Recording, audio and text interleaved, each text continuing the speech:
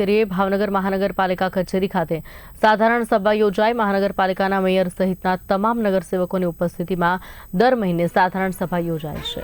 મહાનગરપાલિકા કચેરી ખાતે યોજાયેલી સાધારણ સભામાં મેયરના અધ્યક્ષ સ્થાનેથી કુલ 21 એજન્ડા રજૂ કરવામાં આવ્યા હતા। મહાનગરપાલિકાની સાધારણ સભામાં વિપક્ષ કોંગ્રેસ દ્વારા શહેરમાં કરવામાં આવી રહેલા ડિમોલિશનની કામગીરી અંગે મુદ્દો ઉઠાવ્યો હતો, જે મુદ્દાને લઈ ઉગ્ર બોલાચાલી અને ચર્ચા થઈ હતી, જેના અંતે લોકોના મકાનો પાડતા પહેલા વ્યવસ્થા કરવાની માંગને લઈ હોબાળો કરાતા મામલો ગરમાયો હતો અને કોંગ્રેસના સભ્યોએ સભાખંડમાંથી વોકઆઉટ કર્યું હતું।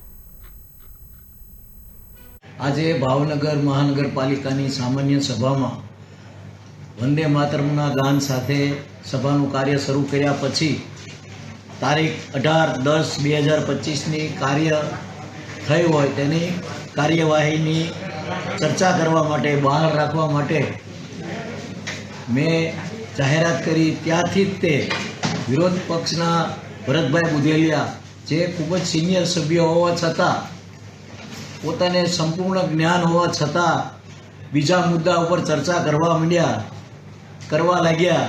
તેથી મેં તેને ખૂબ વિનંતી કરી, બેસી જાઓ, આપ સિનિયર છો, આપ વડીલ છો, ઘણું બધું સમજાવ્યા છતાં તેઓ બેસતા નહોતા અને મારે ના છૂટકે પ્રથમ નાગરિક તરીકે મારે તેમને બહાર મોકલવા પડ્યા। મદ્રેસાનું ડેમોલેશન, કોઈ પણ ગેરકાયદેસર તો ડેમોલેશન થવું જ જોઈએ, એમાં કોઈ સવાલ જ નથી। પણ જ્યારે બેધારી નીતિ થતી હોય, જ્યારે ધર્મની રાજકારણ થતું હોય, નાત જાતનું રાજકારણ થતું હોય, તો કોંગ્રેસ પાર્ટી હંમેશા એનો વિરોધ કર્યો છે।